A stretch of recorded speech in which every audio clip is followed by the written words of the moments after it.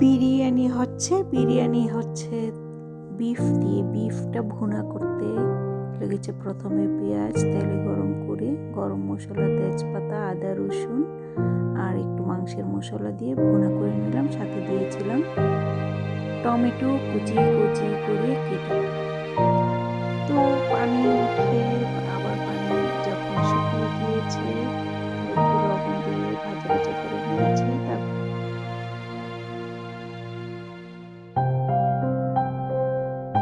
তারপর দিয়ে দিলাম টক দই দিয়ে একটু মিশিয়ে একটু পানি দিলাম ঝোল ঝোল থাকা অবস্থায়, আর একটু কাঁচা সরিষার তেল মিলিয়ে দিলাম, এতে সরিষার তেলের ফ্লেভারটা ভালো আসবে।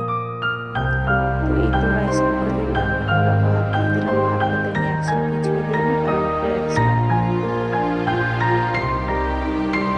অলরেডি আছে এটা, কারণ এটা হচ্ছে জেসমিন রাইস দিয়ে রান্না করছি। আপনার যদি বাসমতি বা কালো জিরা পোলাও চাল বা যেটা বাংলাদেশে পাওয়া যায় সেটা দিয়ে রান্না করতে চান, তাহলে সাথে জিরা, সব তেজপাতা এগুলি দিয়ে সিদ্ধ করবেন। তো মাংসটা আমি ভালো করে সিদ্ধ করে নিয়েছি যাতে ভাতটা অল্প দমে রাখলেই হয়ে যায়। দিয়ে দিয়েছি পেঁয়াজের বেরেস্তা আর ঘি।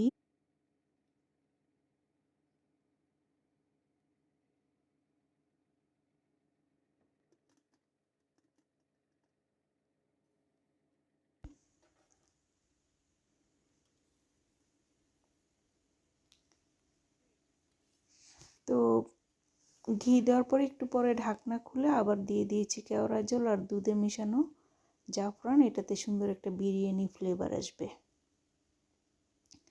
তারপর আবার একটু নেড়ে চেড়ে দুটো কাঁচামরিচ দিয়ে দিচ্ছিলাম তার পেঁয়াজ বেরেস্তার সাথে।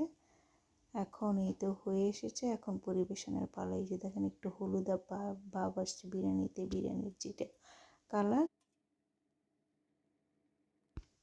আশা করি আপনাদের ভালো লাগবে। এর মধ্যে বানিয়ে নিয়েছি আমি সালাদ, শসা, টমেটো আর লাল পেঁয়াজ দিয়ে। কাঁচামরিচ আমি আস্তই রেখেছি, প্রয়োজন মতো কামড় দিয়ে খাওয়া যাবে। আর আছে বিখ্যাত জারা লেবু। এই লেবুর ঘ্রাণ তো মোমো আর বিরিয়ানির সাথে দারুণ। খোসাটা কিন্তু খেয়ে ফেলতে ভুলবেন না। টমেটোর খোসা ফেলে দিলাম। ভালো লাগলে লাইক, কমেন্ট এবং শেয়ার করবেন। ধন্যবাদ। এবং কেমন হয়েছে কমেন্টে জানাবেন। Subscribe please.